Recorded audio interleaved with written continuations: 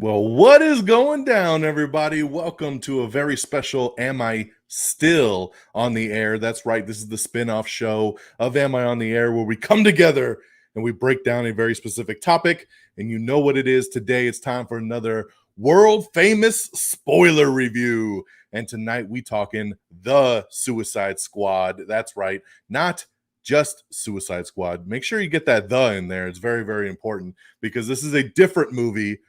It is a kind of sequel, kind of reboot, continuation of the Suicide Squad that came out in 2016, directed by David Ayer, but this time it's directed by James Gunn, and we getting ready to break down all of its R-rated gloriousness. So, as always, with the Am I Still in the Airs, we always have guest speakers on with me, and you know them. You know both these guys. If you've been with me for any amount of time, you know when it comes down to spoiler reviews, this is the crew right here. So bring it on in. My boy Frigginz, what up, man? Hey, everyone. Thanks for joining us tonight, and excited for you to be part of our squad tonight. Yes, this is the podcast squad right here. And coming up next, my boy from the People's Forum, Peeps. What's up, man? What is up, squad? Make sure that we don't go too far out of line, or else DX will handle us in the way that this is going. He's going to cut off our mics. He's going to cut off the mics. Yes. They don't have bombs in their heads, but I can kick them off this conversation if I need to. All right, Don. So you warned us like 10 minutes. I warned y'all. Yeah. Stay on track. Get it. All right. Task Force X in the house. Yes. All right, guys, we know what it is tonight. It's all about the spoilers. Yes, this is where we come. This is where we get the freedom to really break down a film, guys. You know, on the normal podcast, I always stay spoiler free and really just kind of can only lightly touch upon what happens and what we thought, what we liked, what we didn't.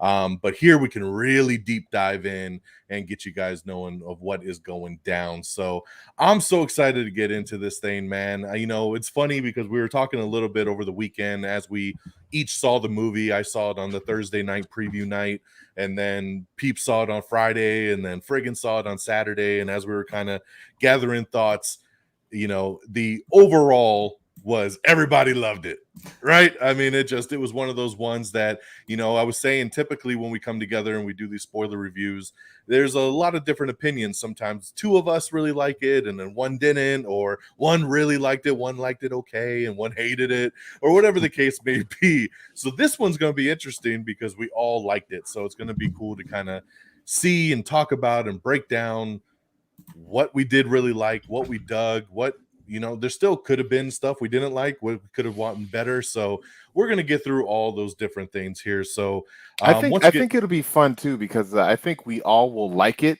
but just for like different reasons. And that's what I'm really excited to hear, like, you know, the differences with that.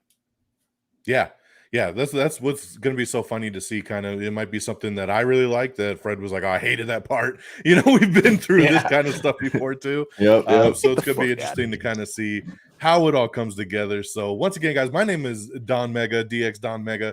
Thank you so much for joining us once again on this show. And like I said, spoilers, we are going to break this down. So if you haven't seen the movie yet, what are you waiting for? It's in theaters right now. You can watch it on HBO Max as well. So get to it. Okay. So as we like to do, we're going to kick things off with just overall thoughts. You know, this is kind of where we go around, right? That initial thought coming out the theater. What did we think? What did we, you know, come out with just that excitement of? I think it's going to be well-rounded here. So, you know, I'll just say coming out of it, I saw it in IMAX, like I said, that preview night, and absolutely just loved it. Just loved it. My only little bit of sadness is that I didn't give it 5 stars, and I really was hoping going into it, because I'm yet to have a 5-star movie this year, and I thought for sure this was going to be it, and I came out with a 4.5 out of 5, so super close. But it's just a little bit disappointed that it didn't quite hit that 5 for me.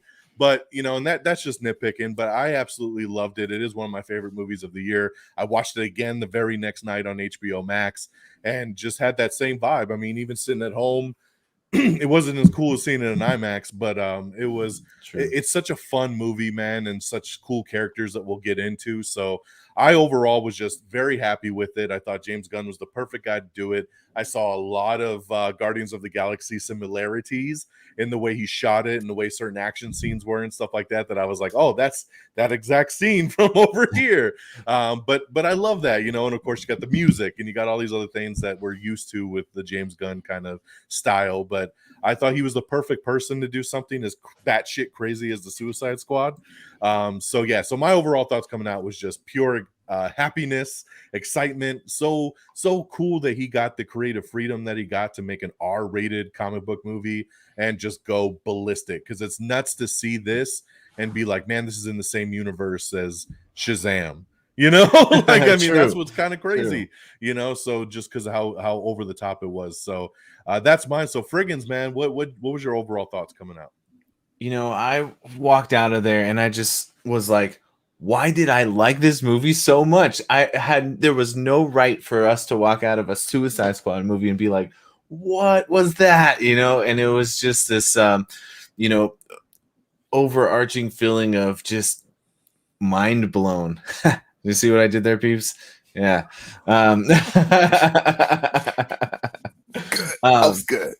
So, you know, me being Frigginz, like, I like my rated R stuff. I want Star Wars rated R. I want, you know, Aladdin rated R. I want everything, blood and guts and stabbing and really all that stuff. He's not joking. He really does. No, I'm not joking. Everything needs to be rated R in Frigginz world, but everything. I appreciate it as well. I finally got that, and it was so cool to see people just like let loose, and not only just in the characters, but even a director just letting loose. So yes, it was all these kind of like, I can't believe this happened. I can't believe that happened. I can't believe that happened.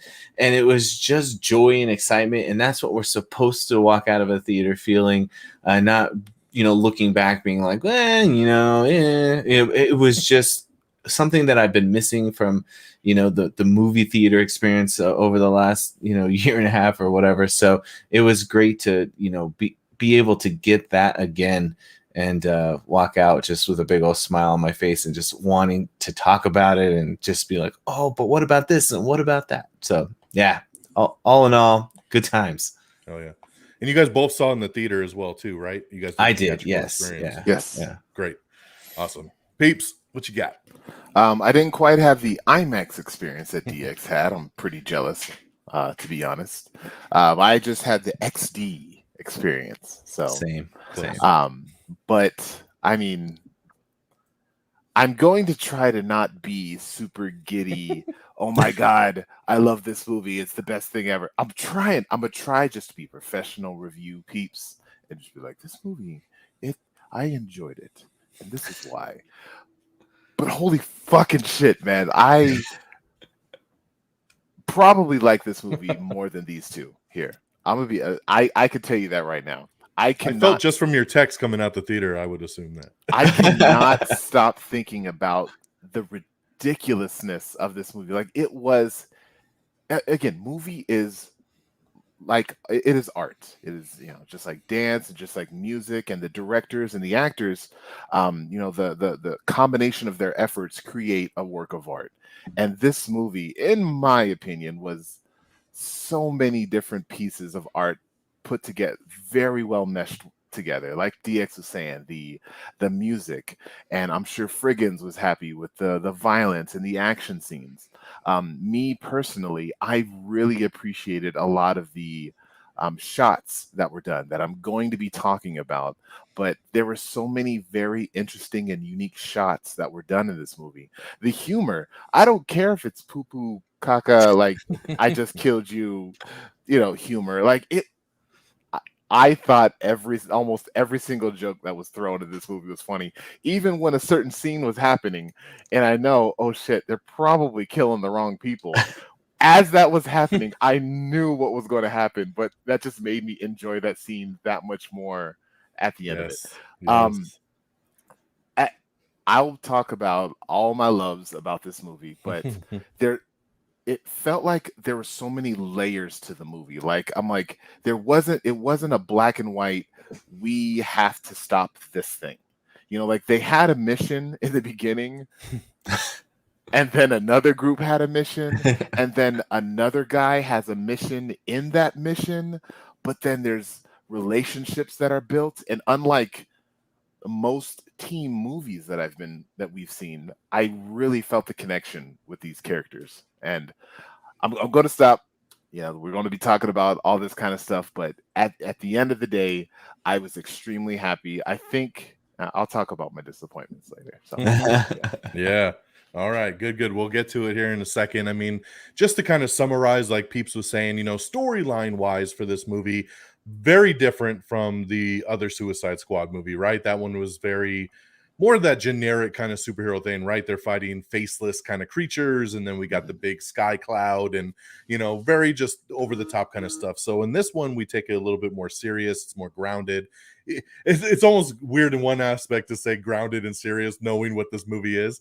They fight a giant starfish. And as a weasel goes into battle, but right, but in a different way, we have these two. The movie kicks right off with the Suicide Squad being put together, Rick Flag putting another team together and going on this mission to go to Corto Maltese. And he's got Harley and he's got Captain Boomerang and he's got a bunch of the other team members there ready to go, ready to rock it. And in Deadpool 2 fashion, the whole team basically dies in the opening shot before we get the opening credits. And it was glorious from that aspect. And then it scans over the island a little bit more, and you see there's a second team that was sent out by Amanda Waller with Bloodsport and Peacemaker and Ratcatcher 2 and King Shark in Polka Dot Man. So there's two teams going out, and basically team 1's being used as the diversion and team 2 is going off to the races here, but they're going to kind of take down this place that sounded like it was from Thor. I was like, oh, we're going to Jotunheim? I was like, are the frost giants here too? Like, what's going on? But they need to take this thing down because of this Project Starfish. And we think it's this one mission. And as the movie goes on, we find out it's a different mission that turns into something even more different by the end of the movie. Yeah. That's the general layup of the movie, where it all takes place on this island. And we meet all these different characters, and we're just on this mission to take down this facility. So, what a crazy opening right from the beginning. I just want to talk about that opening for a minute before we get into specifics on what we liked, what we didn't like. Just really this opening sequence of what a cool way to kind of handle it, right? Because we jump right into it. And from the moment Weasel jumps out and he's just drowning, and belly flop. Did anybody check to see if the Weasel could swim? the look that she gave the guy, that was like, She's just kind of like, oh god. Dude, and when they're showing that with Waller and all them looking at each other, like, oh my god, like you just see it on the screen in the background. He's like he's just in the water flailing, and then he's just underwater, just dead. But even before that, DX, like the interactions that they had in the helicopter, like just happy rolling. I'm like, I love this already. Like it's been on for like 8 minutes, and I just love this, everything I'm seeing so far. The banter on the plane, and just like, what is he this a werewolf? Dog? Yeah, it's like, is he a dog? A dog, mate? He was like, what kind of dog do you think this is? Like, it's just, his face was so funny, dude. Captain Boomerang. Even lines like, your name are letters? Like, everybody's names are letters. Everybody's name's letter. It's just stupid, but it's TDK. That's my stand for. The banter was great. Then we jump off, and then Blackguard, played by Pete Davidson, he sells them out. He's like, hey guys, we're over here, and his face just gets blown off, which I was just like, oh man, we're diving in, let's go, baby.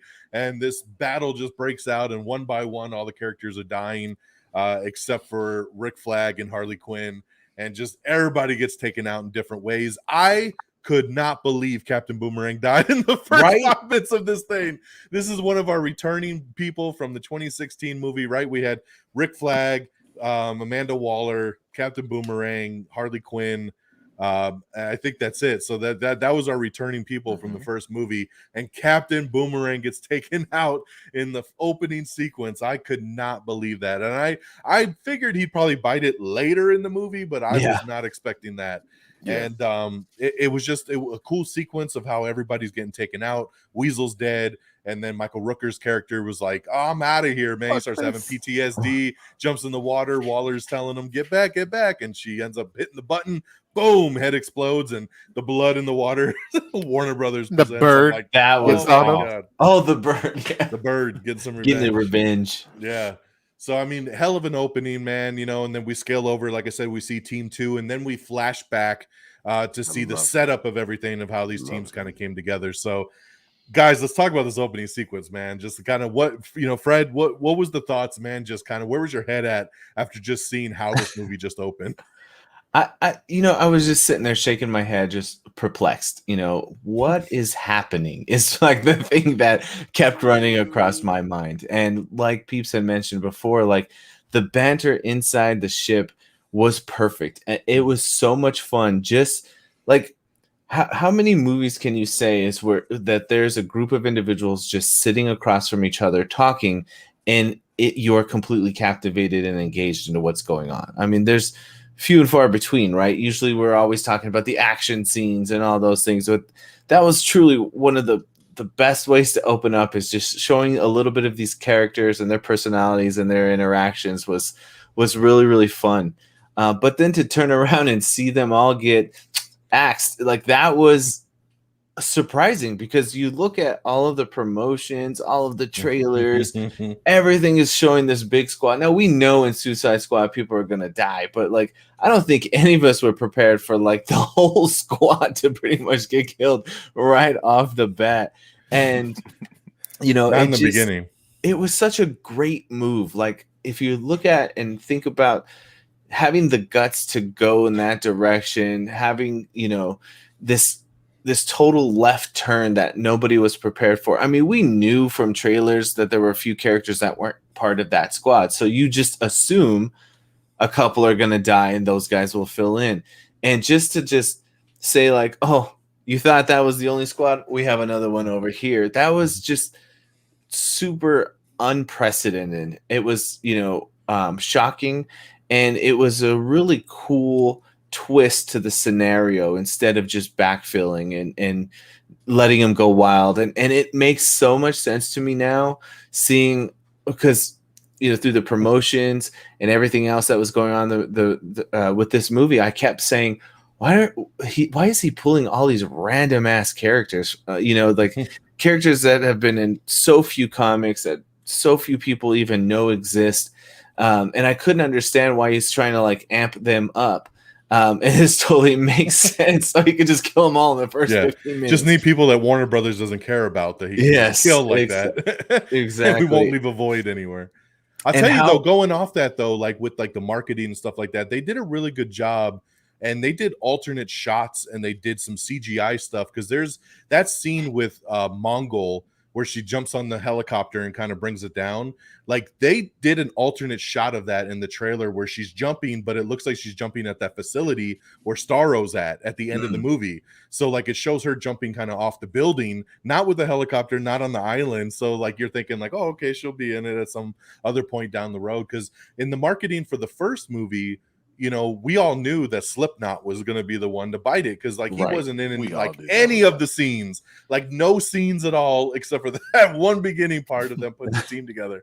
And like with this one here, they did such a good job with posters and advertisements, and oh, look at Nathan Fillion is playing TDK, and Pete Davidson is Blackguard, and and Captain Boomerang, like all these things, and you're like, oh, cool, like it's just gonna be a big team. And the way it was set up too, that we had two teams kind of going out, it didn't make it overly obvious either, because you're like, once you see that there's the other team, you're like, okay, well, that's where Peacemaker's at, and that's where all these other characters are that we know are in the movie. She just kind of separated into two units, not knowing that A unit was going to just basically be destroyed. So I thought it was a beautiful setup.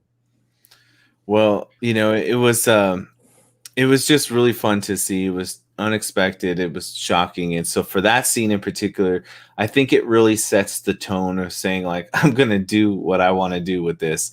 The one last thing I'll add in before I let Peeps kick in here was, you mentioned about the blood kind of going out and saying Warner Brothers Studio. And I thought this is pretty interesting because Warner Brothers is allowing James Gunn to do what he wants to do, to really let loose. And for the opening credits scene where it shows the name of the company that is paying for everything, it's literally blood seeping out of a dead dude's head.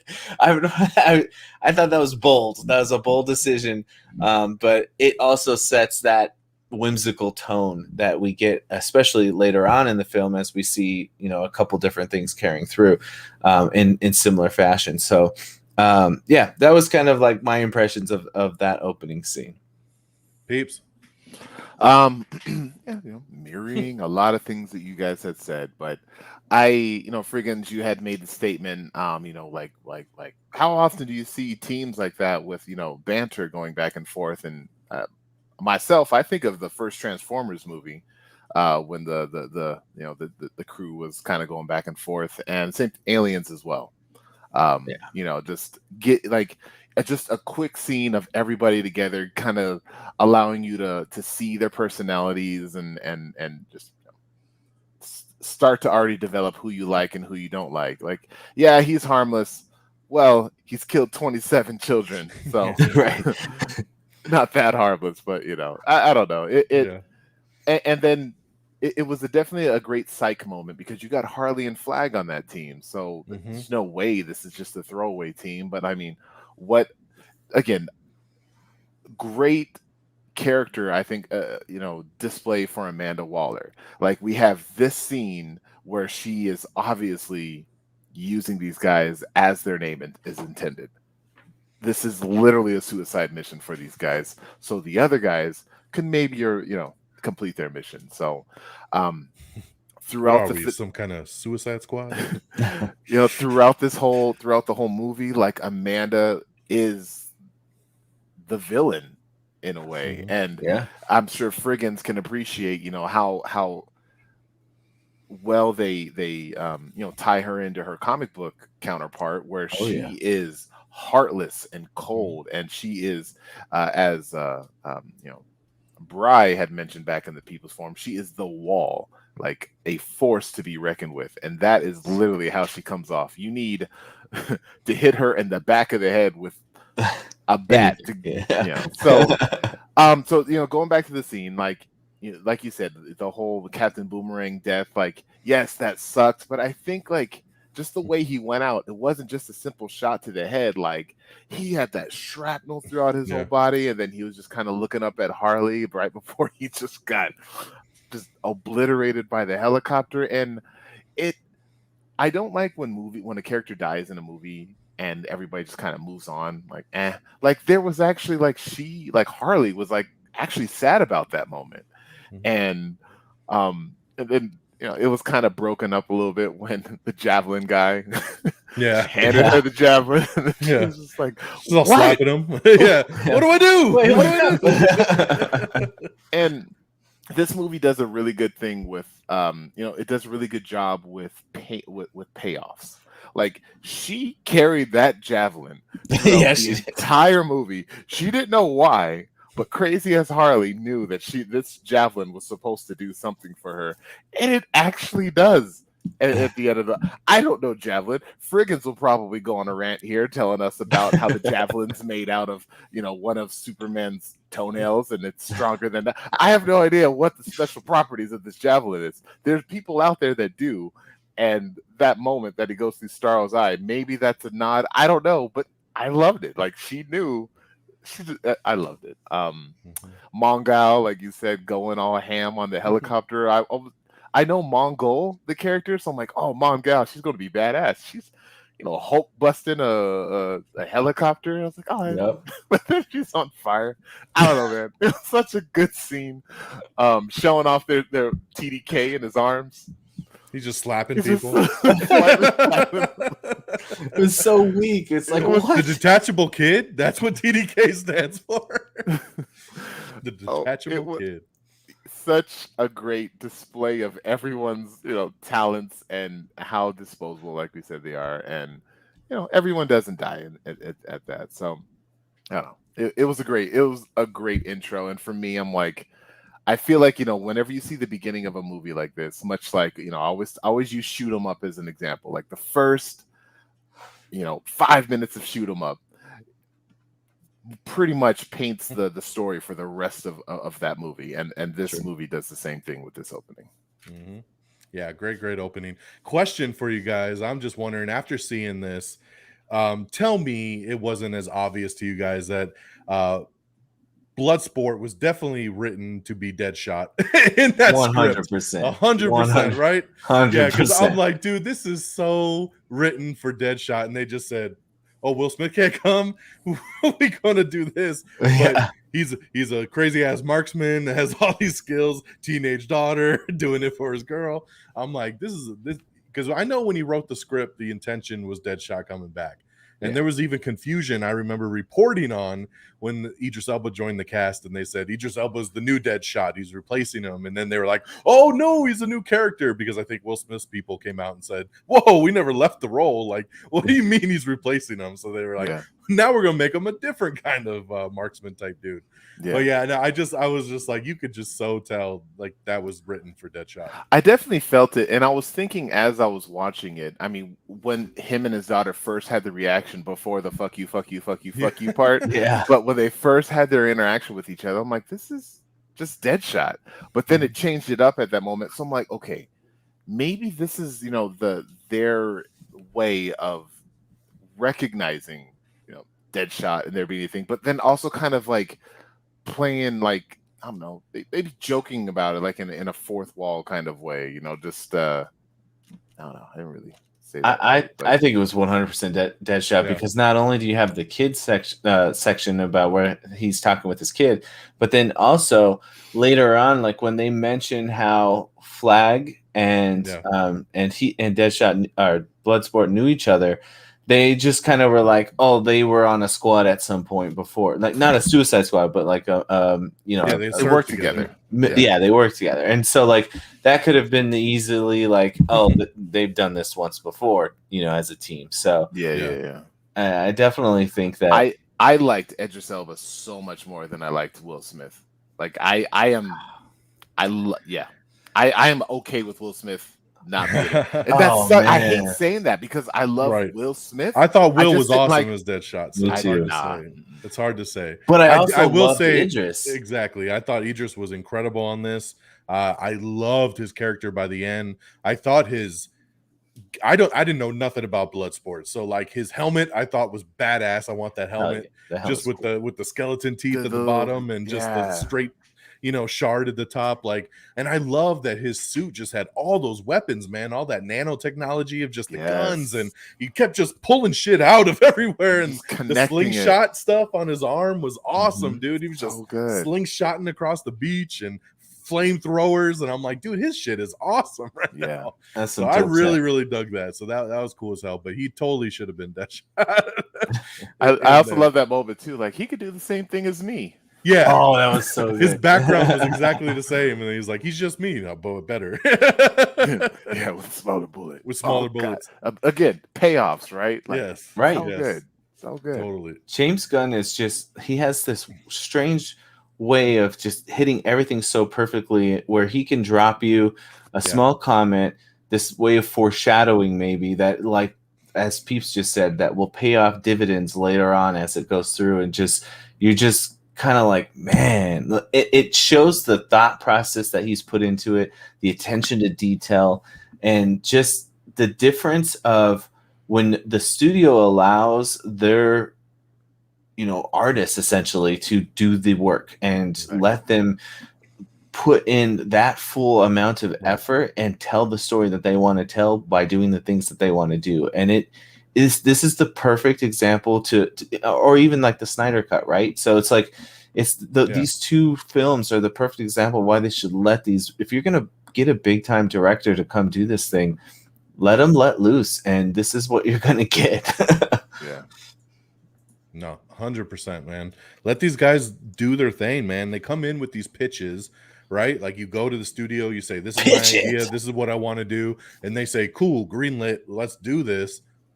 Let them do it. You know, like, I mean, that's what, if you read any of the articles James Gunn's come out with over the last week, that's exactly what he said he did, man. He goes, I went in with pictures of all these characters and I told them in the first 5 minutes, I'm killing all these guys off. And then this is where the movie's going to follow. And I'm going to kill these people off halfway through the movie. And it's going to be rated R and da-da-da-da. And they just said, do what you got to do. And they left it alone, man. And that's what's awesome, you know, because now, you know, it can't help but feel bad for David Ayer, you know, who has come out now and said, like, that Suicide Squad movie is not my movie. That's not what I originally made. The studio twisted it and they re-edited it and they made all these changes and they put more, you know, tried to force this comedy into it that it wasn't there, and they changed it, and now everybody wants to release this Ayer cut, but it's like he got messed with, and then James Gunn comes in and they're like, make whatever you want.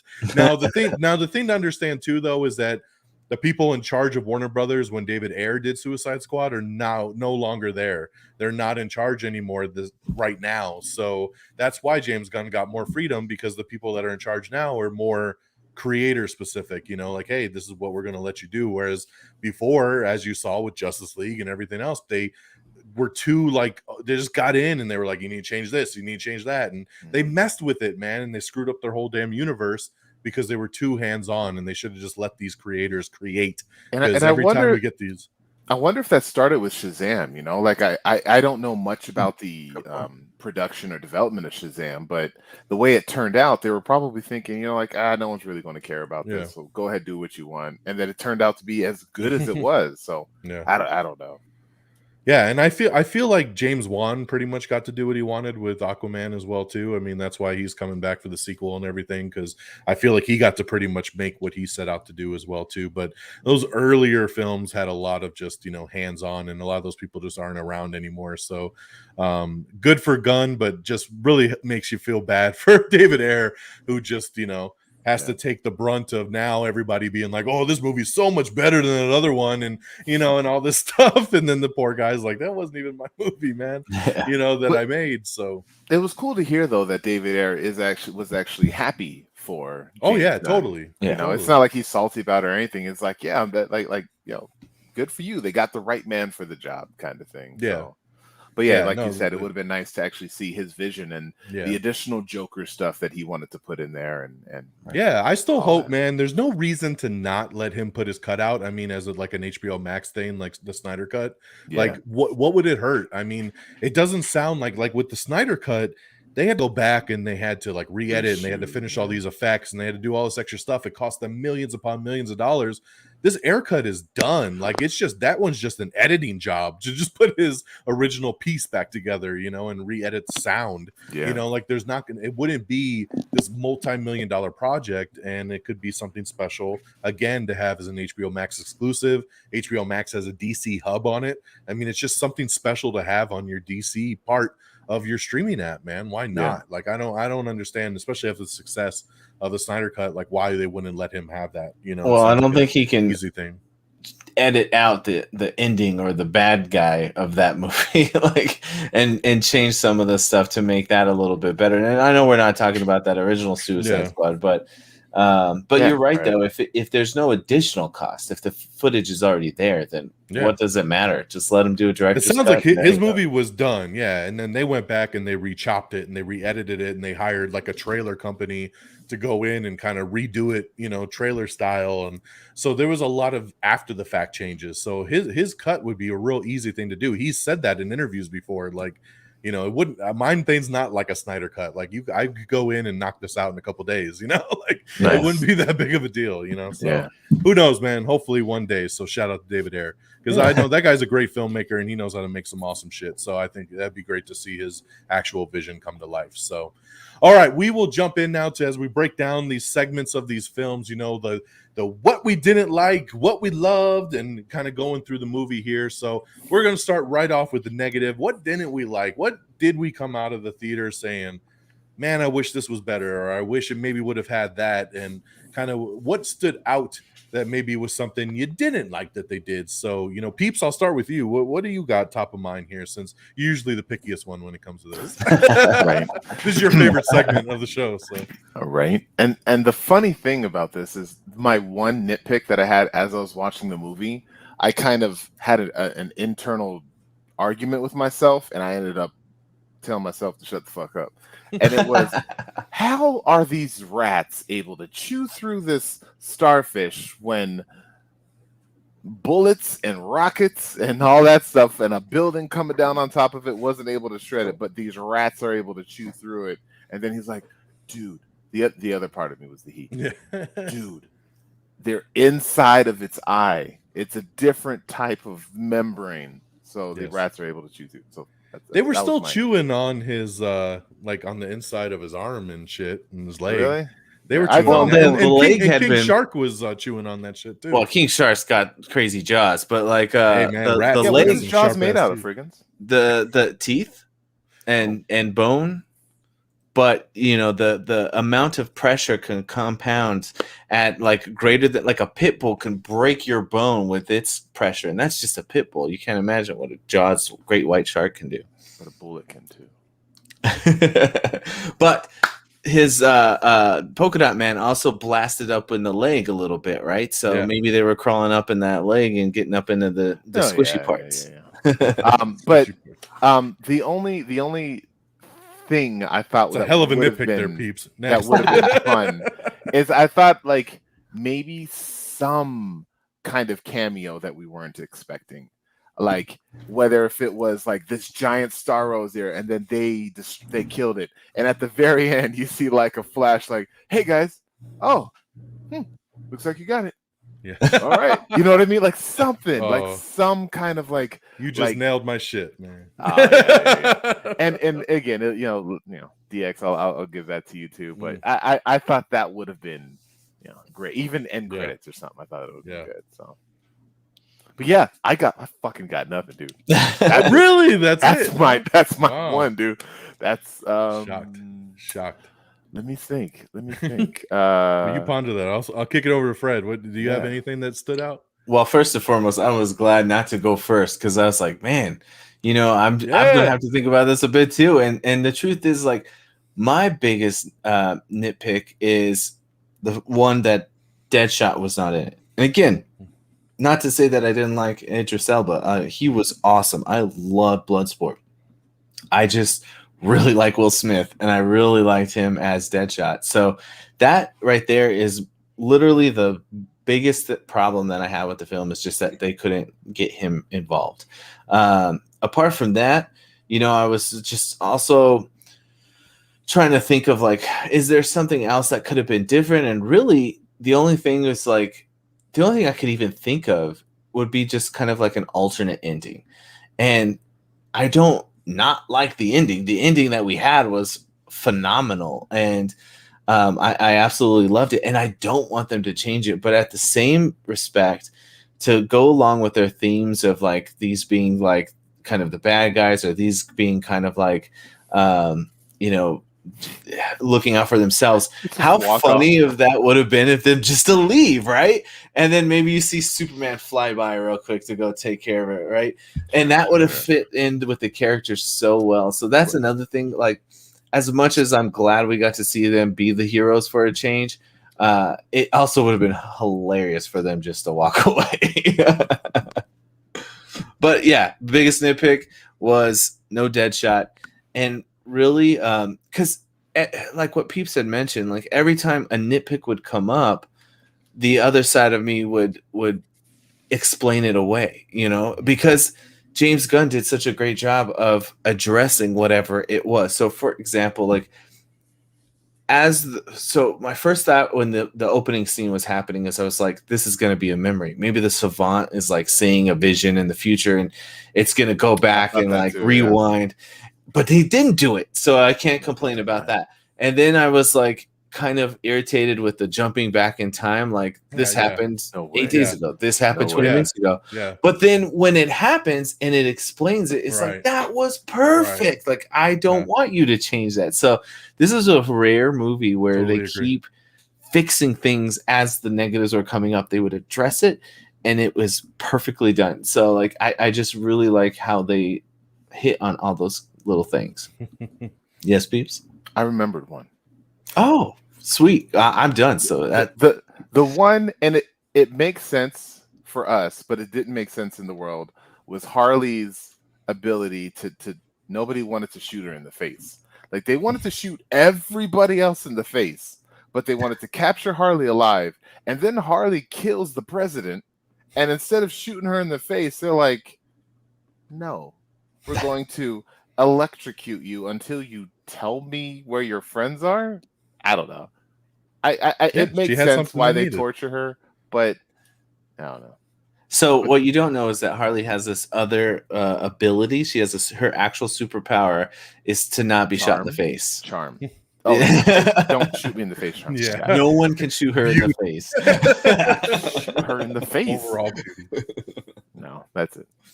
Oh no, I mean, guys, you nailed it, man. Like I was doing the same thing. I'm like, what the hell didn't I like about this movie, right?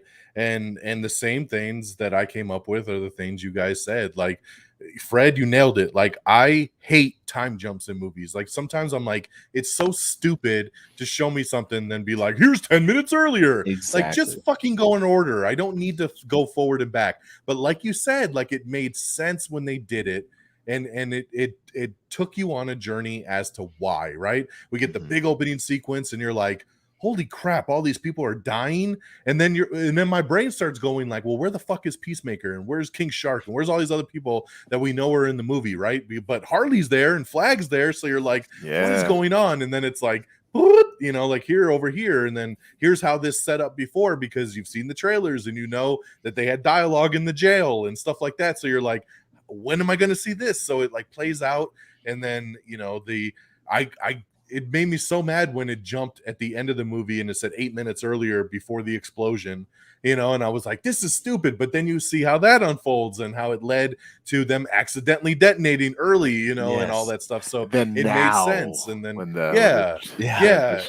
then even the whole, like, all right, Operation Jotunheim and fire behind them. And then he's like, nope, we got to go get Harley first. And it's all Harley. Like it just disappears and says Harley. You know, so like it made sense. But then I want that writing in all comic book movies now. Yeah, so cool. But then, like I said, like my biggest standout of what I didn't like, number one, no Deadshot as well. I agree. But what was nailed earlier, the cameos, right?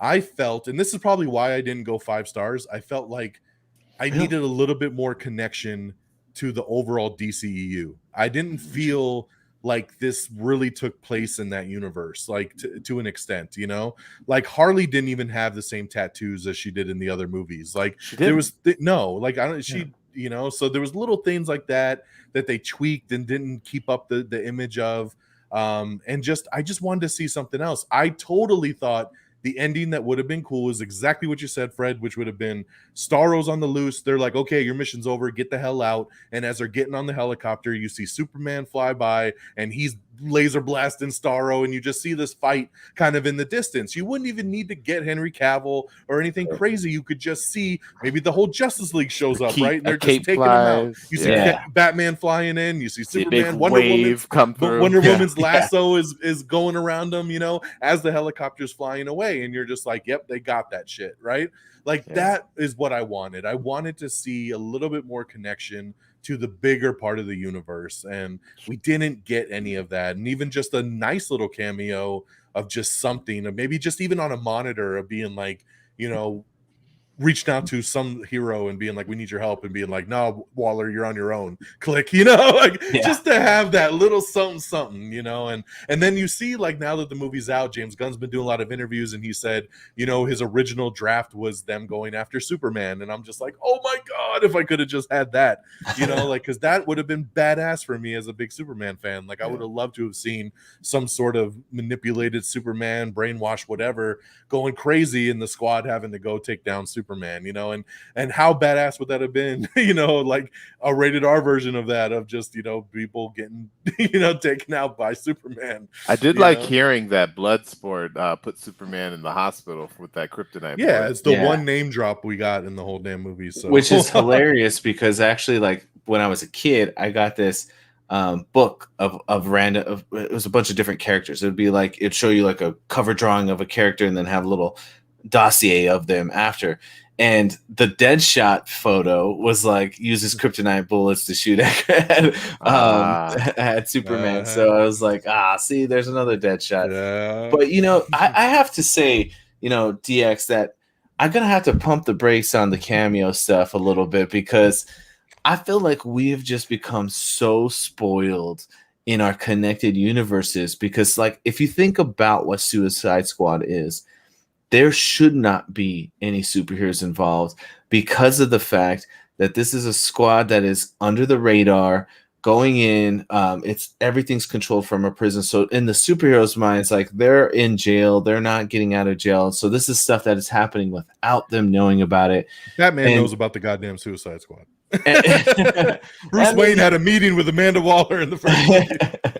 And he learns about it, but like Batman would turn the blind eye, but maybe not some of the others. But apart from this gigantic kaiju starfish, of course, that's what I'm saying. That's why it's like we didn't need them popping up earlier in the movie, but like I said, just that off-shot moment of just, oh, you don't need to worry about that. The league will take care of it, and then the helicarrier comes in and just it's the whole Justice League kicking ass, and you just see it in the distance. It's just Titans enough or anybody, like, man, they got it. The only thing that I worry about though is that, like, we get so much of people saying, like, okay, in Thor: The Dark World, like, well, why didn't Hulk show up, or why didn't Iron Man show up? And there are like logical explanations to why they couldn't fly across, continents. There is no logical explanation as to why Superman could not get to a giant ass alien starfish on an island. He could have been there in fucking 10 seconds. He hears everything. True. And I think it would make more sense that he would show up. But we just got spoiled with all the cameos and the connectivity of things, and sometimes we just need to let our dudes. The best part of these universes. It's true. That's why it's a cinematic universe. Why we like it. Cinematic universe. Hence universe.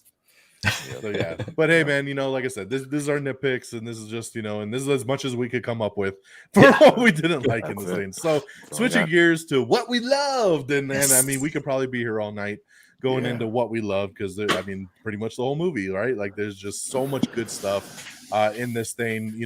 I'll just we'll go in a circle around here, and we'll kind of jump in and out of different moments, because I'm sure we all have a lot of the same moments. For me, I think my favorite scene in the whole movie is them going to rescue Flag. I think that scene just had me dying of the pissing contest between Peacemaker and Bloodsport, and just them trying to one up each other and killing people. Dude, Cena being like, oh the my guy God, laying in the bed just cracked me up like no tomorrow, dude. I was not expecting that. I laughed out loud so hard. He's just like, while that guy's sleeping, and I'm like, holy shit, dude. And just the whole one-upmanship across the whole damn field, and they're just taking out all these people. And you didn't kill him, eating people, exploding bullet. And he's like, "Cause it's dope as fuck." And then he was like, "Fuck, you're right." Like, just that, I was like, that dialogue piece right there. He's like, "That shit don't count." He's like, "Yeah, unless it's dope as fuck." He's like, "Fuck, you're right." You're right. Yeah. He was. Fuck. Like, and then just coming in the curtain, like, hey, okay, what are you guys doing here? We're here to save you. Why didn't my people alert me? We didn't see anybody. Like, they murdered this whole freedom fighter crew, dude. Yeah. Oh yeah. They murdered this whole freedom fighter camp, and I'm just like, holy shit, dude. And then fucking Polka Dot Man's like, I just saw my mom and I killed them all. Like, it's just that way that whole thing came together. That scene, man, for me, just rolling, especially the second time watching it, knowing what was happening. Knowing what's going to happen. It was just so much fun to watch again. That's like awesome. Seeing it with those eyes that like you already get what's happening now, so you can enjoy it that much more. It's so funny, because you take it for granted the first time, and then the second time you're like, oh shit, man. Poor lady's just doing her laundry and he blows a dart in her neck, like shit like that. Like, so just like I said, man, that scene for me alone just is one of the biggest standouts of what I love. So, I mean, what's a big scene that stands out for you, Frigginz? So you may be surprised by this, because like, I also loved all of those amazing action scenes and the comedic stuff, like fucking King Shark with the mustache with his finger over his face. They're like, that's not gonna work. All those scenes that you guys were talking about right now, of course, but to kind of surprise, especially the two of you, who know me, and we've done these so many times. This is probably one of the rare and few times where the flashback to the kid scene really hit me, and I really liked. I stole your thunder, huh? Son of a bitch. Oh my god, the Ratcatcher 2 flashback there with Taika Waititi as Ratcatcher was just it. Her heart and her like good-natured soul wrapped around all of these like horrid individuals was just his Peeps was about to walk out because I think I'm taking everything he wanted to say, but really, I mean, that's what stood out to me. That was just something I'd never in a million years would have expected to see in a Suicide Squad movie. This is a movie that is specifically designed for anti-heroes and villains to save the day. And in this instance, she was somebody that shouldn't have been in this group. So I just really liked all that component. That was definitely one of the things that stood out to me. I have more, but maybe we'll just kind of go around. So I'll pass it over to Peeps so I don't steal all of yours. No, man, you go. I'm going ham. Oh, I'm gonna gonna add 2 or 3. Explode them out. All right. Well, I will also add then. I was a big fan of Starfish, of the Starfish, Starro, because I am not a kaiju person. I don't really care for Godzilla. I'm not really into the King Kong stuff. You're off of my cool boat. You know this. We've had this conversation. I just want to pretend for the. But it was so cool, and when this is what stands out about it, though. It's not just this cool thing that's happening, right? It's how it's being done, and so we consistently get the situation where we have the third act, the final boss is fight, especially if it's a giant creature. It's at nighttime, there's clouds, there's smoke, you can't see anything what's happening, right? And so in this instance, we get something different. We get bright daylight where you're seeing the monster in all of its glory stomping around the city. And that, again, is just something you don't normally get in these types of movies. So that was another moment that absolutely stood out to me. And I'll throw one last thing out before I pass it over to you, Peeps. And I don't think you have this one, but I probably do. I was not a huge fan of Rick Flag in the first one. Joel Kinnaman he's not necessarily my favorite character. I don't necessarily dislike him either, but I didn't like him as Rick Flag originally. I was like, he didn't have the build for him. He was really skinny, and he didn't seem to have this like commanding presence. And then we jump to this one, dude bulked up, and I mean, he just had the personality down pat. Like, I absolutely liked him as Rick Flag in this version of him. And what really sold a lot of it was that, like, again, going to those like character moments and away from the action scenes, but where they're at the bar and they're partying it up. And, Rick Flag is like the soldier good dude that's supposed to be guiding these villains. And he's like, yeah, have a drink with us. Come on, let's just have some fun while we're here. And it was just cool to see the human side of him. And I just thought his overall performance was much better than what we got in the original. And he just definitely fit the part more for me. I liked him a lot better for that. So I totally agree with that, man. I mean, I just saw an interview with Joel Kinnaman where he said, like, when he came back for this one, he told James Gunn, like, there's other things I want to do with the character. Like, am I pigeonholed to do basically what I did in the first film, or do I have that freedom to kind of almost reinvent myself with it? And he said Gunn was just like, do you, man, like, do what you think is best for the character. So he played it differently, and you felt it, man. I mean, he's a almost totally different character in this one as he is in the first. He's very wooden in the first movie, like, this is Katana, she's gonna cut you with her sword and trap you in her soul. Like, I'm in love, but kind of Moon, Empress, like it just, and then in this one, he's just calm and casual, and he's like that leader, and it just flowed, man. I thought he was great in it as well. So totally agree with you there, man. It just, again, just having that kind of freedom, with it. If Peeps is going to go ham, I'm going to circle back and just say, shout out to my boy John Cena. I thought he absolutely killed it as Peacemaker. I thought he just Come on, Peeps. You used to be a wrestling fan. You need to get with the shit. You can't see me. We joke all the time about people that are born to play certain roles, and like he was born to play Peacemaker, man. He was so fluid in this.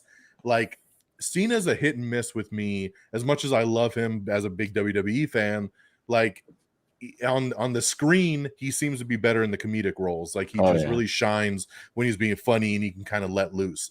When he's doing the more serious stuff, like even like in a movie like Bumblebee that I love, like he's very wooden kind of in Bumblebee, like because he's just the military, just like, oh, we gotta take down this robot. Like I was hoping he was going to actually not be that. Like you thought he was going to be that, and I'm hoping he wasn't. But yeah, like you said, so I'm just like, I don't know, man, because he's playing this like Captain America kind of guy. Like it's gonna be interesting to see. But he would eat a beach full of dicks for justice. For justice, man.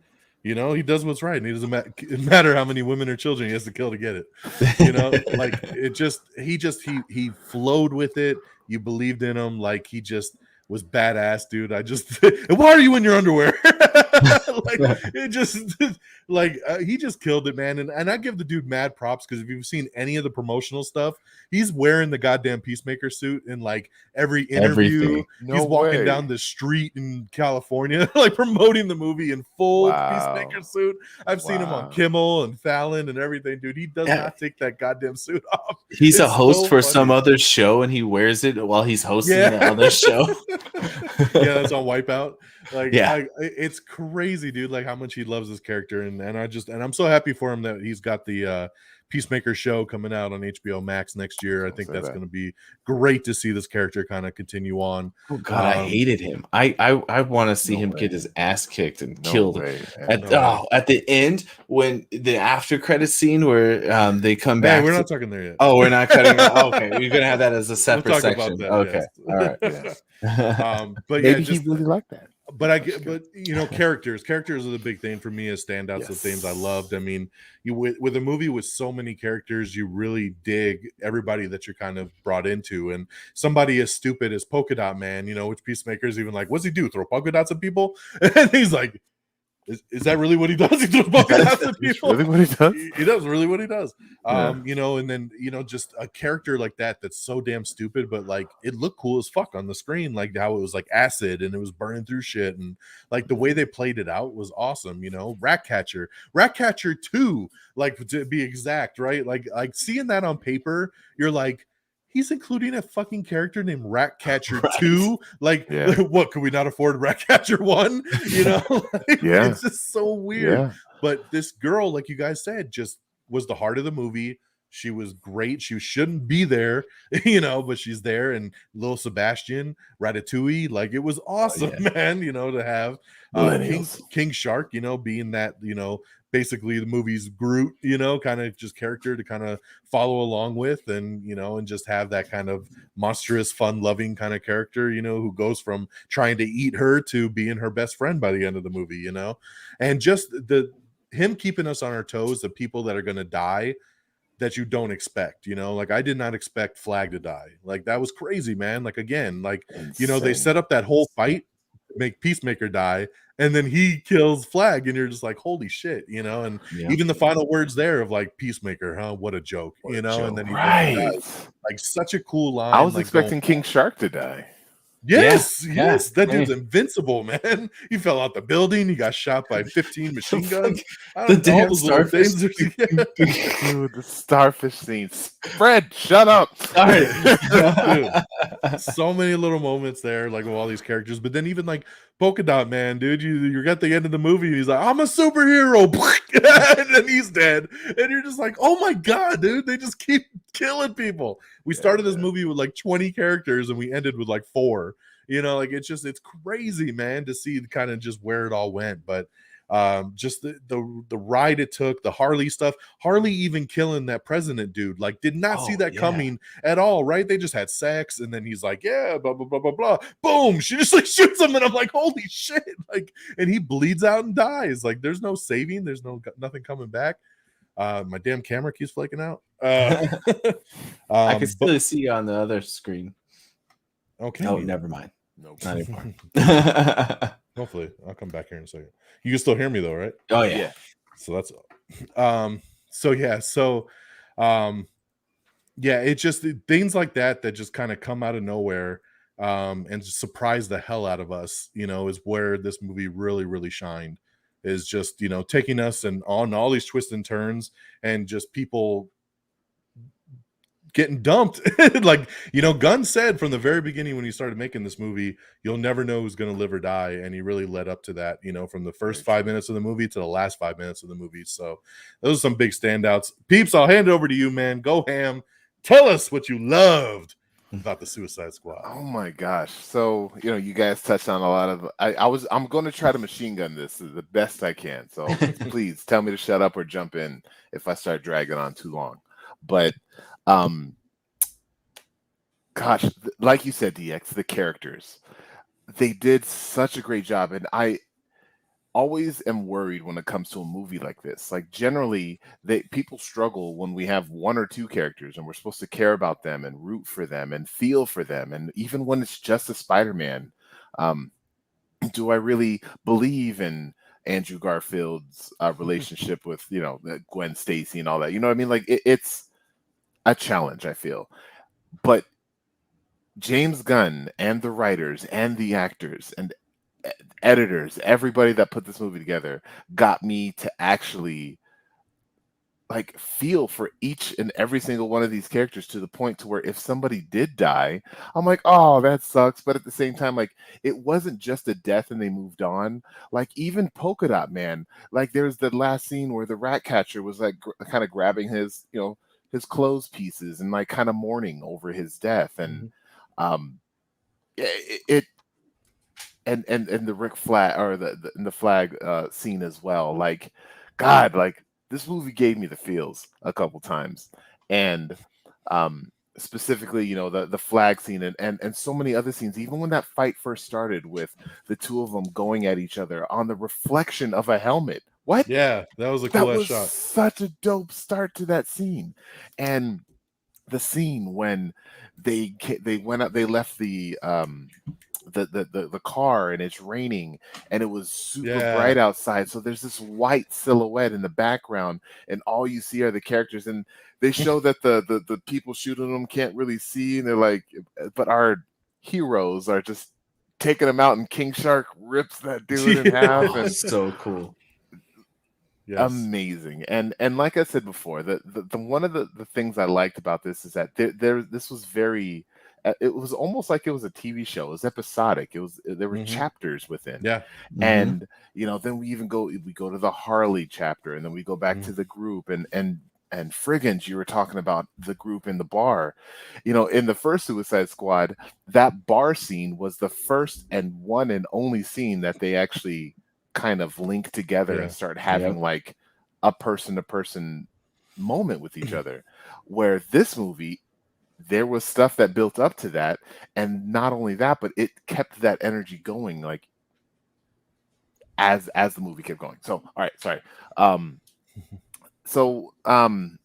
The nom nom, that nom nom joke that they kept going through the whole thing. Nom nom. Nanue, nom nom, nom nom. It was like a Hulk smash kind of thing, right? Yeah. And then even at the end, yeah, nom nom. Yeah. No. Still no. And that sea creatures scene. Yeah. The music, that friend, and then how they were following them, and they were just those creatures. Maybe they're creatures from the DC like comic books. They're like, oh, they're triple clips. I don't know, but they had some triple clips in there to eat up the King Shark. Yeah, exactly. Like you said, Polka Dot Man. It's your mom. Yeah. Oh my god, dude! Every time it had the mom in the background, it was at the dance club. The club was the best. Oh my god! I don't think I even noticed in the dance club the first time I watched it. That's and then funny. The second time I was like, "Holy shit! Every girl on the dance floor is the mom." That's funny. Yeah, There's one with the beard. Yeah. Whoever they got, I don't know who that was, but like, no, that's like every mom that like, that's your friend's mom that you don't like. Star Labs drop. like you're saying with Harley. Yes. The I told myself, if I saw a red flag, I will get out of it immediately. And we all know why, that is. And the way that the, Margot Robbie Yes. portrayed that, like, she's still Harley, but like the passion that she like, I'm not going to go down this road again. I can't. Yeah. And the fact that she just shoots him and just lets him bleed out like that. Yeah. Like, you're prettier like this. oh my I was like, oh, God, man. so dark, but like, Yeah. man, it's so enjoyable. The Harley was amazing in And this her movie. breakout scene, man. Just how cool was that? Yes, Just I exactly. And I, in my head, all those flowers and rabbits, in my head, that is what Harley sees when she does all this horrible thing, all the horrible things that she does. That's why she's always laughing and doing cartwheels, and she's in a good mood, because she's in a Disney movie. She's causing these flowers and rainbows to pop out of people when she's javeling their faces. So it just, you guys are gonna save me. Oh, I can go back inside. I love just her. She's just so warm. And then even like the little hug he gives her, just taps her with the gun. As I like when she's like, "And we'll kill you if you have a custom license plate." No, well, I took offense to that. Me too. I mean, I have one too. That's not an open invitation for you to cough with your mouth open. Yeah. Well, I like too, going back to her being like, I can go back inside, and Bloodsport, he goes, well, that's condescending, while he's trying to climb up the thing to get her. That's funny. And to go with like you were saying with Peacemaker, like I've said this before. John Cena is the reason why I stopped watching wrestling back in 2021. This back in 2021, you mean? Yes. 8 days ago. 20, subtract 20 years of that. Okay. But this corny dude comes out and he's rapping, "Yeah, boy, I'm a wrestler and I'm a rapper." I'm out. I'm done. He was awesome. But he, in this movie, man, he was so good. Like, he was. I again know nothing about Peacemaker, but I just saw a dark ass Captain America / what's Homelander, like he is doing good by him. And sometimes you gotta to make an omelet, you gotta crack a few eggs. I'm sorry that was your mom and your kids, but I'll do anything, like he said, for justice and liberty. He tells himself, and then I almost call him Deadshot, Bloodsport, says, like, I feel like you're just telling yourself that so you can do horrible things. I don't know what you're talking about, but that's literally his character. That's what you're doing. Yeah. Well, that's what's funny. So, I mean, going to the whole Captain America thing, I've talked about this before, and it's like, I was in an interview with Cena where he was saying that when he first got the movie and they started filming, he said he played the role totally different, and he was playing it very military and very straightforward. Just, I'm this hard ass military guy. And James Gunn's like, no, you're doing it wrong. Like, I want you to play it like a douchey Captain America. Like, that's it. Like, just be a broy, douchey Captain America. And he was like, that's all he had to say to me. And we just flipped it. And he's like, and that's the way we ran with it. And that's the character they got. And that's, I mean, honestly, who wouldn't get it at that point, right? You're playing a douchey Captain America. Cool, got it. Let's roll. Action, it makes sense. And that's what it is, dude. It's great. He's all about justice and everything. But like you said, doesn't care who he has to kill to get it. And kind of leading into the other thing that is that everybody? Yeah. But leading into the other thing that Frigginz mentioned, my favorite part of the whole thing was, it's a little bit mixture between the Bloodsport and the Ratcatcher, just their little relationship. That moment they had when, "You remind me of my daughter." I'm like, how does he remind you of his daughter? It's like, oh wait, she's doing bad things because that's what her dad did, and now that's where his daughter is leading to. So like, okay, all right, I get that. And then how she was like, I'm going to make sure nothing bad happens to you. And I'm just like, oh, the I'll make sure to keep you, And how she, like Taika Waititi, I'm like, I thought he was in this movie. He's like, oh, there he is. With his whole 15 seconds of screen time. And that scene. It was a big impact. Again, at the end, that got me. Like, I was done. Like that hit me when the rats are going over him, and again, things coming around full circle where, the rats are going over Bloodsport, and that was his thing. Like he has a phobia of that because of almost that same reason, but she's got him. She's kind of covering him, and then she is thinking to herself like, "This was my dad's gift. He gave me this, and because of this gift, I am able to." Save all my friends and save the world, essentially. Yeah. And I loved that moment. It was such a beautiful moment. And just again, the relationship between the two, I just loved it. I don't know. I think that's all I got. Well, I got one more funny ass scene that popped in head that I just cracked the hell up at and really loved. Milton. Yes! Damn it, peeps! See, we're all stealing each other's shit. Milton is my shit. This is what I wanted to talk about here. But Milton, the bus driver, is with them in this building. He gets shot, and Polka Dot Man is pissed, and he's like, "They killed Milton." Yep. And then Bloodsport's like, "Milton's with us." Why is he here? He's like, well, "What is he gonna do?" And he's like, Who's Milton? Are you serious? He's been with us the entire time. I'm pretty sure I would have known him. Milton. Yeah, I'm pretty sure I would have noticed he was here. And then Harley's like, "Who's Milton?" And they're like, "Are you kidding me right now? This is Milton." He's like, "I'm pretty sure I remember. Milton's a pretty unique name." Yeah, and then I loved, and again, you talked about foreshadowing coming full circle. At the end of the movie, Harley calls Bloodsport Milton. She goes, "I'll be your friend, Milton. Not my name. Not my name." We had a whole conversation for like we just had a whole conversation about this. Like that was so good, dude. The Milton moment fucking killed me, dude. Like, why is Milton here? I love like the slow walk as they're coming through the rain and the fog, and then all of a sudden Milton's at the end. I'm like, why is he there? Yeah.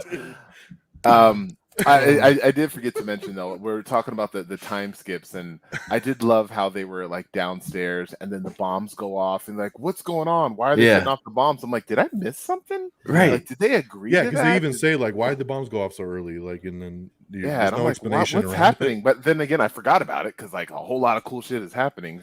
Flag just died and she's running from Peacemaker. And then it goes 8 minutes early. I was like, oh, this is fucking amazing. Now you guys probably rolled your eyes. I'm like, this is fucking amazing. No. To the point where he's going from like, and it shows up at the perfect time. Thank you, cinematic movie, comic book moment. I don't fucking care. So good, like such a great entrance. At so the moment funny too. Just and that's the kind of thing that I would normally hate. But you're right, Sean. You said it exactly right. You said that's a comic book moment. And this is a perfect example where you could take a comic book moment and make it work. And it works so well. And just that slow look up at Peacemaker as they're about to face off. He has that gun right over her. And I'm like, that's the one person you don't want to be pointing. And I just love too that she's like, why do you have to kill me? And he's like, because I'm thorough. Like I was like, oh that's man, like good line. Freaking so douchebag, man. And like I get it, like you hate that guy, but he is literally one of those villains that I love to hate. Yes, like, he is so bad, he's good. And I absolutely, it reminded me of like Joffrey from Game of Thrones. Like that kid was so good, because he was so good at doing the role, right? He portrayed it so perfectly well. I hate it. If I see him in real life, I'm throwing an orange at him. Gotta split it, it's reality and not reality. But that's how like that's like me gonna say I'm gonna punch John Cena in the face if I see him. Which good luck. Yeah. No, he's so good at being that bastard that like it was. And then even that moment that they had before where they're all standing next to each other, Flag, him. Oh no, the moment in the car where he's like, you can kill a man with one hit. It's called Kung Chung Pao. And they all do it. They all do it. So on 3, 1. And I love too because Cena blows that hole through the car, and the guy's like half the guy's body is like gone, and he sticks his hand through it, and he's just jacking that dude like into the ceiling of the car, like over and over and over again. Oh my god! And then the coolest shit when they get out the back of the truck and then they're all three standing together. His little ass clothes. his little ass polo shirt looks all cropped up. Yeah. Hashtag gosh. RIP Milton, man, saving the day. Yeah. That For shit real. cracked me up so much. I'm glad you thought of Milton also. So Yeah. I completely agree with you guys. Like, them bouncing was great, but the moment where they decide to, like, again, Harley has always said, like, there's women and children, and the girl, the rat catcher, like, I know there's good in you, and then, the blood sport, like, he's been a jerk the whole time, but, like, fuck, there are like kids and shit over there, like, Yeah. for them just to turn around and do the right thing, I love that moment also. Yeah. That little slow, That and was then good. like Waller's like turn around. I'm like, what's going turn on? the fuck around. Yeah. She was so She's so good. She's so good. We were Sean recently released his a classic episode when we were talking about Suicide Squad 1, and there, at the time we didn't know who was going to play Amanda Waller, and one of the one of the projected persons was Oprah, and I was like, Oh, yeah, I remember it. wow. Or was it Oprah or Whoopi? I think No, it was one of those Oprah. was our It was joke. Oprah. Okay. Yeah. And it was like, I just can't see her in that role now, as because Viola Davis is like, man, she's just perfect. Yeah. Just Terrifying. no emotion, man. Like, So I was scary. Like, yes. Like when the people after she threatened with the daughter, and then the guy was like, "You wouldn't really do that, would you?" And she's like, "You don't know half of what I do," And it's just like, oh, I heard shit. he did the motion. Yeah, capture he was the for, mocap for King Shark. Yeah, yeah, and him and the blonde at the end. Well, you're probably going to talk about that. Yeah. So we'll go there. Boom! Post-credit scene. So there's a little baby kind of like right away at the end of at the start of the credits, which show us that Weasel is alive. Which was a nice little just hilarity moment. Again, the movie's kind of over. Yeah. and we just go back to Weasel dead on the beach, and he spits up the water, and he's just like and then it just waddles on off, and you're just like, what the fuck? And then it's just typical great James Gunn shit, right? Yeah. So Weasel's running around out there, he's free to go. But yeah, we get to the final end, the post-credit scene. So in the movie, like we talked about, when Idris Elba's doing his little fall and he faces off with Peacemaker, he shoots Peacemaker right in the throat, and it looks like Peacemaker's dead. I remember going into this movie wondering, okay, is the Peacemaker TV show going to be a prequel or is it going to take place after the movie? And after that scene, I looked over at our friend Geeky Pat, and I was like, well, that just obviously shows that it's going to be a prequel show, right? Yeah. And then boom, we go to this post-credit scene, and we get the girl and the guy from Belle Reve walking down the hallway, and the nurse is like, yeah, we found him. Can't believe he even had a heartbeat. And we see Cena's there alive in a hospital bed. And they're like, what do you want to do with them? And they're like, oh, we need him to save the fucking world, and it's just like, oh shit. Like, so a good setup for the TV show that we're going to be getting. Like I said, he's getting the Peacemaker spinoff HBO Max show, which will probably debut at some point next year. 8 episodes from what I understand, all written by James Gunn as well. Nice. I believe he directed the first 2 episodes. And then the last one or something, right? And then maybe the finale, yeah. But then someone else directed the other episodes, but he wrote and produced the entire show. So he said he wrote it while they were doing Suicide Squad. So it has the same tone, it has the same energy, like everything. So it is a full continuation where we'll learn more backstory, we'll learn more what this character is doing for the government, whatever the case may be. So an interesting post-credit scene. I didn't expect this. I kind of was wondering what they would do with the post-credit scene. I'm like, is this going to be something into Flash, or like, are we going to go into like maybe one of the upcoming movies that bring us back into our main characters? Is it going to be a spinoff to something else? And but this is what we got, so I dug it. It's a cool kind of setup for the TV show. Again, I still a piece of me was hoping for something to the bigger DC universe, like we talked about earlier. I was hoping for a little bit of something more leading to that future. But I'll take it for what it is. So Peeps, what do you think about this credit scene? The Weasel thing, I was super happy about it. What's his name? Sean Gunn, James Gunn's brother. He does the motion capture for Rocket. He's also Kraglin in Guardians of the Galaxy. And he popped up in the jail earlier. Yeah, did he? He was a bald dude. He was the one making fun of Polka Dot Man. When Yeah, they were recruiting Polka Dot Man. And he was like, I think I want you for my kid's birthday party, or something like that is what he said. Wow. I don't want to like sidetrack, but like I'm very curious, like what characters popped up in that scene. Like there's a chick with all the multicolored face. Kaleidoscope, I don't know who she Kaleidoscope is. was her name. Oh Close. yeah. Oh okay. Yeah, So and then yeah. Sean Gunn was Calendar Man. Oh yeah, because he had the tattoos all over. I Yeah, didn't realize and who then he the guy was. next to him was Double Down, I think is his name. Okay. So those are those characters. But yeah, I thought it was great to see that Weasel's alive. I know Yes. I want a Weasel spit off. So, Yeah. No, but no, please. so Hashtag funny, Weasel spin-off. funny story about the after credit scene is every time I see a movie like this, I'm like, is there? Because I don't want to sit here for nothing. So I go to the wiki and I hit the button, and then I scroll and I try to get to the last scene, and if I see another paragraph at the bottom, I'm like, okay, there's something else, and then I stop reading. So I did that this time, and I scrolled and I saw Bruce, and I was like, oh shit, okay, all right, we're gonna get some Bruce Wayne cameo finally. And then they had the Peacemaker thing. I was like, that was not what I thought it was. I mean, that's cool, and I didn't know about the TV show at the time. I was like, that's cool, so all right, whatever. But where's that Bruce Wayne thing? And I go back and I'm like, Bruce Wayne tells them to get rid of the Task Force X. I'm like, isn't that in the first one? And I look, and I was on the wrong movie. So, That's funny. so we hashtag that shit. DX. No, Yes. we are not. No Weasel spinoff, please. Let's get a prequel. No, I don't want a Yeah, prequel. I want to see where he kills the 24 kids. Jeez. I need to see that show. But they're weasels, so it's okay. Like we don't exactly. feel this. Yeah. Exactly. It's like Chucky. But no, I mean it's great. I like I said, I really did not. I love to hate this character. I can't wait to see him so I can continue to love to hate him and to see where it goes. Like, are they doing a show just to have another story, a side story, or is it connected to something maybe bigger? I don't know. I could dream, but I think I was saw hoping Gunn it was was Flag saying that was that going to be alive though. Yes. I think Gunn was saying that the Peacemaker show will have some bigger ties to the DCEU than the movie did. So hopefully we'll see a little bit of this or that coming up. Nice. But yeah. So that was my problem with the post-credit scene, was the fact that it wasn't Flag. When they were getting into the hospital, they like the quote they said was like, he's got a strong heart.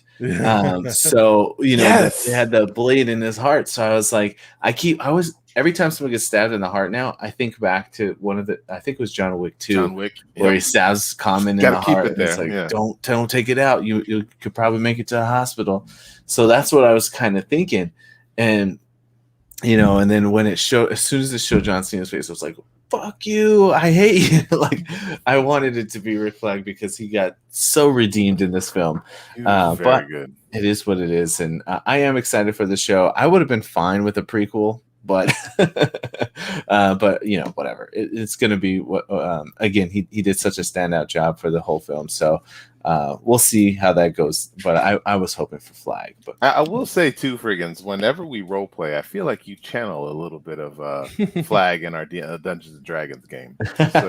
So you know, I heard some Frigginz in that accent. A little bit of the southern hint in the background. Yeah. No. This here's Katana. Her blade traps the souls of the dead. Yeah. It's her boyfriend or something. That's funny that you thought it could have been Flag. Like, that thought never ever crossed my mind that that's what it would be. I was hoping, I totally thought it would be Peacemaker because of the spinoff show. Plus, I mean, they showed an inside of his body shot of that thing piercing his heart. They did a Mortal Kombat fatality. Like, that motherfucker dead. And the building came on top of him. And the building came on top of him. He dead. Although the building did come off on top of John Cena as well, too. Right. Yeah, but you know. But, yeah. Well, cool. So, all right, it's that time, man. Final thoughts going around again, kind of in summary. You've heard us now for over an hour, basically gushing over this movie. There's a lot of great stuff. It's got heart. It's got the violence. It's got the action. I mean, it's really got everything that you would ever want. Just make sure the kids aren't watching. You know, I mean, it really does the job, man. And it's cool as hell to see DC take a step into their cinematic universe into something as gory and over the top. I mean, there was a dick in this movie. I mean, like, you wouldn't think in a DC movie that that's something you would see. Again, this is in the same universe as Shazam and Aquaman. But you know, it's cool to see that they got the freedom to do it because it's, you know, and unless we get that R-rated Deadpool, You know, I don't know. Like, I mean, we're never going to get something like this in Marvel land, you know? So it's really cool to see them take a chance, do something a little bit different. I wish the box office would have paid off a little bit better for them, because I don't know where the future is going to happen for us with the money that it's taking in. And that's unfortunate because I would love to see James Gunn come back and do another Suicide Squad and maybe bring in some other characters and actually bring Deadshot back and actually do more with it. But we'll have to wait and see on that. But I thought this was a fantastic movie. Like I said, 4.5 out of 5 stars for me. One of the best movies of the year. Just a blast and a fun ride. Like I said, I watched it 2 days in a row, man, back to back, you know, from theater to at home. And, you know, who knows, probably watch it at home again, or maybe even flip through to just some of the good parts, you know, before it leaves HBO Max. But had a hell of a time with this, man, and highly recommend it. So Frigginz, what's the final thoughts, bro? You know, I mean, you pretty much covered everything. I guess the only thing I would say is just something I said a little bit earlier, but just, you know, to recap, is this is a film that made me care about characters that some I didn't even know existed. And that's someone who's read comic books for his entire life. So, you know, it was interesting, something I would never expected. And one of the things that I'm really enjoying is that we are getting a little bit of different types of almost genres in a lot of these films. Like the WB is now allowing their creators to kind of have a little bit more freedom. So you talked about Aquaman. One of the things they focused on was getting comic accurate costumes on the screen that worked extremely well when people said there's no way those types of, you know, extreme Aquaman style kind of costumes would work. And then here we're getting a rated R violent movie about villains killing people, which is what it should have been from the beginning when they did the first one. And they allowed that to happen. And so what all this does really is this film not only was enjoyable, not only did it give me everything I've ever wanted in this type of movie, but it also gives me hope that they're going to continue to, you know, allow some of these directors to take a little bit more liberties than what they might have been doing previously, to seeing the fan success. And again, I think there's also an understanding that we're, you know, given the circumstances of the country or the world rather, there's an impact on the financial aspect. So I think that, you know, maybe they're be a little bit more likely to give directors and things more chances as things start to get better down the road. But nonetheless, it was a movie that made me care about characters I probably shouldn't have cared about, and that in itself says a lot. Boom. Peeps. How many stars? Oh, right. 5 out of 5 for me. I mean, I Wow. it's all nitpicks. I don't see how you can give it just a half, but you know what? That's all right, Don. You do you. I'm giving it a 5. I don't know how you gave Jungle Cruise 2 stars. Come on. Pay my boy The Rock some respect. Peeps. So speaking of that, I mean, I heard rumors and, you know, during the development that even Black Adam was going to be kind of popping up as like the main antagonist or villain in this one. I don't know how that would have went down, but that would have been fun. But like, it just kind of goes to like the future and the possibilities that we could potentially get into. We are getting a Black Adam movie. Could we see a Black Adam cross paths with the Suicide Squad? Could we see any of the Justice League members cross, like in a Batman movie, like see the Justice or the Suicide Squad kind of pop up in there, just a character, you know, like like Frigginz was saying, like we have all these throwaway characters that we didn't even know about that we actually kind of are starting to care about, that we can get more. And this is proof that, you know, we don't have to have a Green Lantern or a Superman to cut his mic. Enjoy cut his mic, Don. a movie. We don't have to have. Yes, he cut his mic. Thank you. Your head just got exploded, peeps. God damn it. You know, to enjoy the movie. You know, and I really, like you were saying, DX, I really hope that this movie does well.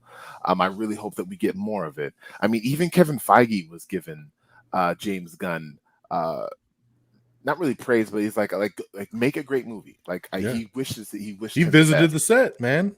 Yeah, like that.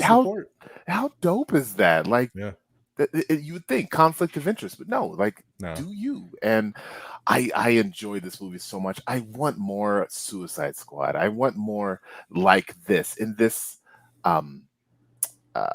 this it was so much fun. is all I can say. Those of you that haven't seen it, that want to listen to us talk about a movie you haven't seen, it's so much fucking fun. If you haven't seen it, and if us googling and oogling about it doesn't make you want to see it, go see it. And you know it. You know, lines like Starro as he's dying saying, "I was happy looking at the stars," is like, it says so much about that. Like, wow, like he literally, this is all y'all's fault for grabbing me and bringing me into the spaceship. Right. Yeah, I was like just I floating was around, chilling. I was cool, and y'all did this. So I don't know, man. Like there was a lot of, and I feel like the more I watch this, the more I'm going to catch. I want to physically take people to see this movie so I can see their reaction, so I can, you know, experience this through them through the first time.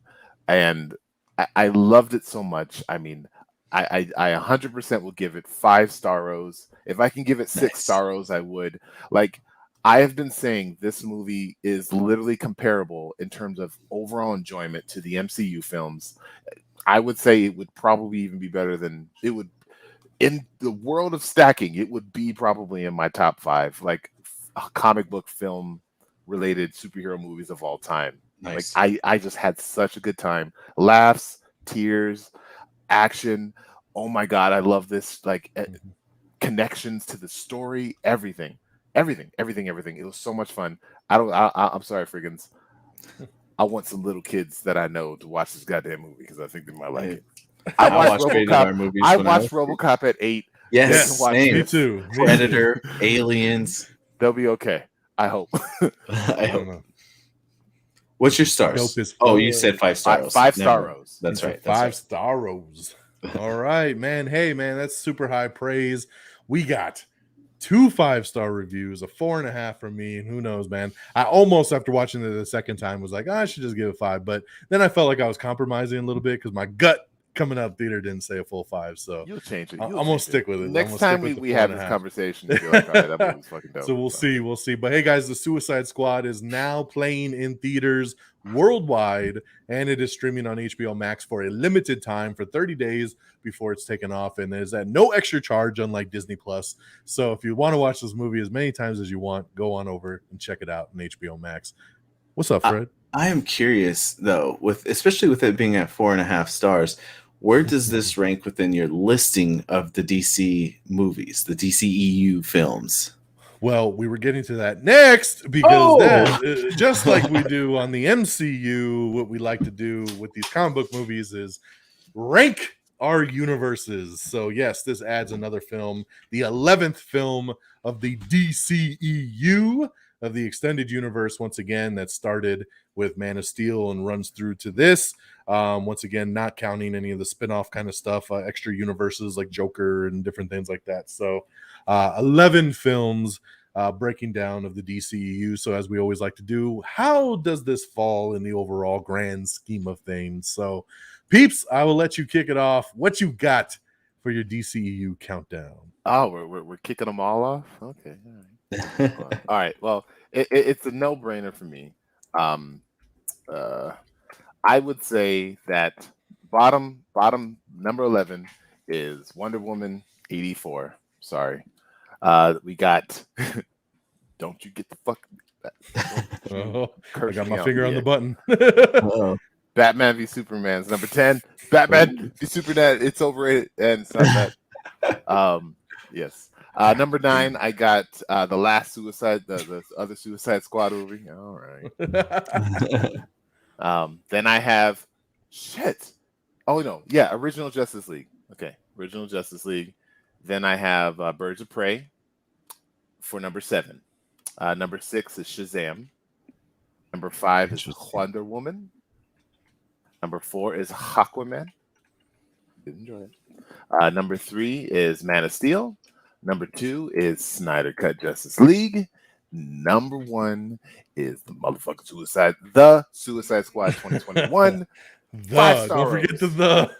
That is awesome. Yes. God damn. Shoo. Man, coming out the gate, number 1 of the DCU. Holla. All right, Frigginz, what you got? All right. Well, for me, Peeps and I feel the same for Wonder Woman 1984 because that is at the bottom of mine at number 11. Right next to it, number 10 is the Justice League, the theatrical version. And here's where Don is going to cut out my mic because I have Man of Steel at number 9. Ooh. and he got it. He got I'm dumped. sorry, I totally Sorry, lost guys. Fred. Sorry, It's guys. I understand- don't know yeah, what happened. he has to a lot Fred, of internet but, issues, you I know, think. Yeah, I think his Man. internet. He's Oh, using that dial-up welcome back. AOL. Welcome It back, was Frigginz. the mic and the video. I thought he Ooh. said Man of Steel was number 1. That's where we left No, off. no, That's no. what he said. So Man of Steel was number 9 on mine, and then followed by Aquaman at number 8. I know that's probably gonna hurt too. And then number 7, I have Suicide Squad, the first one. Number 6, I have Batman v Superman. Number 5, I have Birds of Prey. Number 4, I have Shazam. Number 3, I have the Snyder Cut. Number 2 is the Suicide Squad, the movie we just reviewed. And then at my number 1 spot, I have the Wonder Woman, the first one. He said the Wonder Woman. I added Wonder the. Woman. Add in the. The Yeah. the doesn't make it better, Fred. That movie is great. As much as you want to think. Wow. Okay. So yeah, we are all over the place on these countdowns right now. I'm Yes. gonna have to. We're gonna have to have some in-depth conversations about this, Frigginz. Let's do it. But not all tonight. right. Well, one thing we can all agree on is that number 11 for me is Wonder Woman 1984. Nice. So I think we have a trifecta there at the 11 spot. Number 10 for me is Birds of Prey and the Fantabulous One Harley Quinn. Emancipation of One Harley Quinn. Number 9 is the Suicide Squad, the original one from 2016, just Suicide Squad. Number 8 is the first Wonder Woman movie. Wow. Number 7 is Shazam. Number 6 is Aquaman. Number 5 is the Suicide Squad. So that's where number 5 comes in for me for that new film. Number 4 is Batman v Superman, Dawn of Justice. Number 3 is Justice League, the theatrical cut. Number 2 is Man of Steel. And number 1 is Zack Snyder's Justice League, far above and beyond as the masterpiece that is, that we have also discussed in great deal. So look for that podcast as well if you haven't listened to it. It's very true. But yes, so that is the number 1, Zack Snyder's Justice League, Interesting. also available on HBO Max as well. Normally, So yeah, so interesting breakdown. Yeah, I mean, yes, the bottoms line up, but normally somewhere in the middle we line up, and that just did not happen. Not that time. Like at all. I couldn't believe the theatrical Justice League was so. I know We've you. gone through this before. Like, I it's know, Just, to you me, like it's your like we talked teams. about. Yes, like we talk about why all the Avengers movies are at the top of my Marvels. Like something special about the team up movies. Seeing a Superman, Flash, Wonder Woman, Batman, Aquaman all together on the big screen for the first time, regardless of how that all continued to play out. It was just something very special at the time for me, seeing characters I grew up on that I loved coming together and having this team up movie. Regardless of its issues, it's a fun ride for me of just seeing these guys fight together and being on the screen together. So it's just, that's more out of just the heart of the matter, not necessarily quality of the movie, you know? Fair. And that's, we've said it before. That's what is the beauty of film. We can all like different things. We can all hate different things. And it's just, everything hits people differently. And it's always fun to see how different our list can be at times. So that's why we do it. Very subjective, and that's, especially when you're talking about humor and stuff like that, things that are funny to one person or not to other people and so forth. So, so it's always very cool to see how things resonate with people. So, but that's it, guys. We come full circle. That is the Am I Still in the Air Suicide Squad spoiler review. Thank you so much for tuning in once again. And time to shout it out, man. How can we follow all these great peeps and make sure that we are joining along for the conversation with everything that everybody's doing? So, peeps, tell us, man, where can the people find you? Well, you can find me, of course, on the Red Dragons Radio. Also, I've got my own show, The People's Forum. Go ahead and Google it.